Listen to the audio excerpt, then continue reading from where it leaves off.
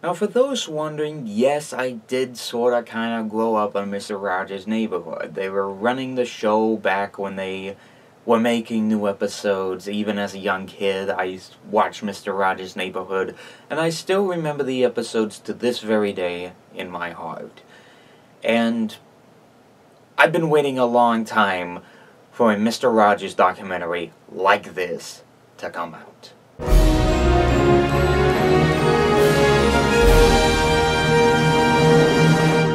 Won't you be my neighbor? I'm gonna be singing that theme song after this review. Man, it's so catchy. So Won't You Be My Neighbor is the newest documentary showing the history of Mr. Rogers' Neighborhood and how the show came to be and how Fred Rogers did these many great things to tell children the serious topics that they didn't understand, and how the show was very effective towards children who didn't know this stuff. Now, Mr. Rogers is the man of legacy, and as I mentioned in the beginning, I watched Mr. Rogers' Neighborhood as a kid. I mean, who didn't?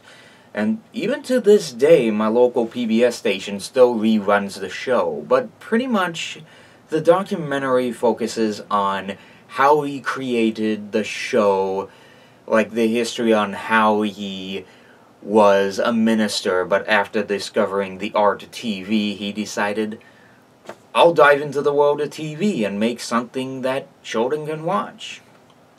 And thus Mr. Rogers' Neighborhood was created, and how he would, like, really talk about the more darker side of everything. Like, he'll talk about war, and he'll talk about divorce, and he'll talk about assassination, and everything that Mr. Rogers could get his hands on for a show and a serious subject to talk about towards children.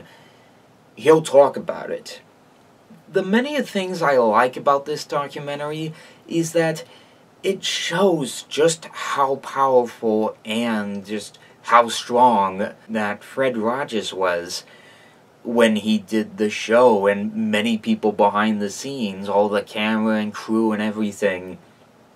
You can tell, like, they were having fun on the set while filming Mr. Rogers' Neighborhood. It also deals with a lot of dramatic stuff that happened in his life. Like, there were times that he tried to get away from the show.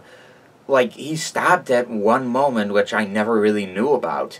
But as soon as, like, people were trying to act like Superman, like a kid who tried to fly off of his roof and then got hurt, like, that brought Mr. Rogers back into television, and it essentially kept him there until his death.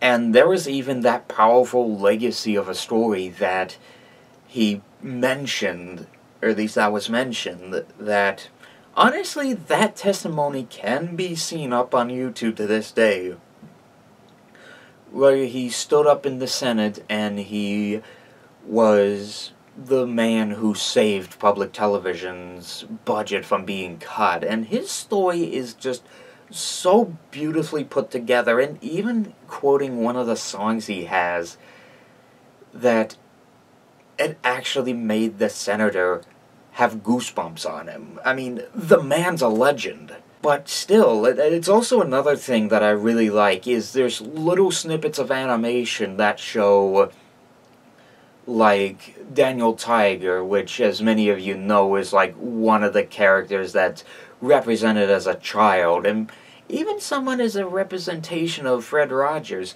There are times where it'll cut to Daniel Tiger as like a character in this little animation, and you see just what he represents, like his kid side, how he was when he was young, and pretty much he was just a pacifist. Like, he didn't want to get into trouble, he didn't want to swear, he didn't want to be any of those kids that smoked or anything like that. He ate healthy, he was a good boy, he never got in trouble, and like I said, he was even a minister for a while. Like, a priest, I should say, because he was in church, but after discovering, he went on to do television. I just love the animation. Like, that is well put together, and I really like just how, like, a lot of these people that are interviewed, like Officer Clemens in the show, which he was even shown,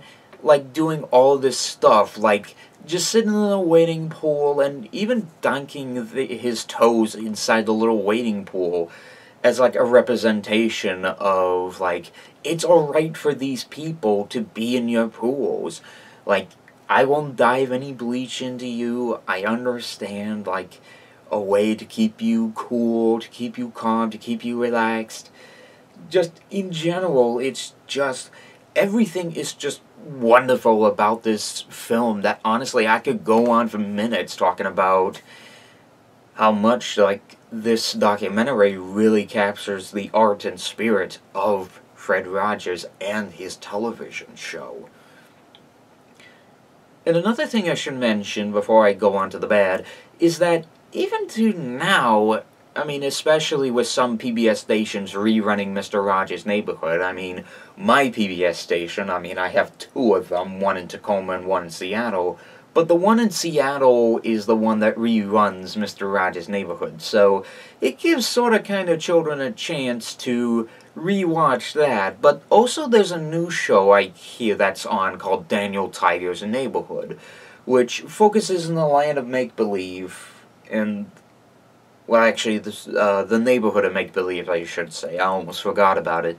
It focuses on the neighborhood of make-believe, and you got all these puppet characters that are all animated, and from what I hear, it does a good job of representing that particular segment of the show to an extent, and even it's still popular to this day, and even the Fred Rogers Company, which I hear is the one that represents Mr. Rogers' Neighborhood, I need to look it up again, but it represents the show, so you know it's in good hands when it's something tied into Mr. Rogers. So, really, let's go on to the bad.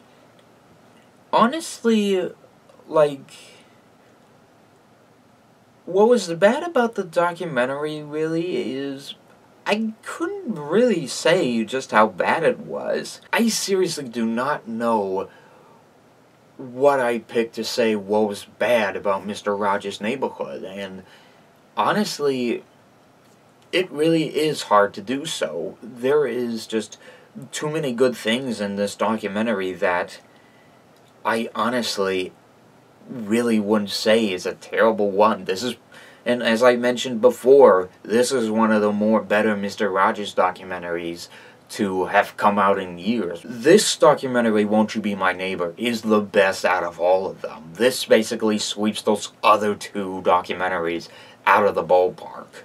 It hits a home run, it's really the best. There's nothing really bad about the documentary, there's many good things. He stood up to Congress to keep the funding of public television alive. There's a lot of great stories, and there's even, like, where this talks about the news reports, even after he died, about how, like, the news outlets said Mr. Rogers delivers mixed messages towards children, and how you shouldn't pay attention to him. About how you can just be yourself and just do nothing.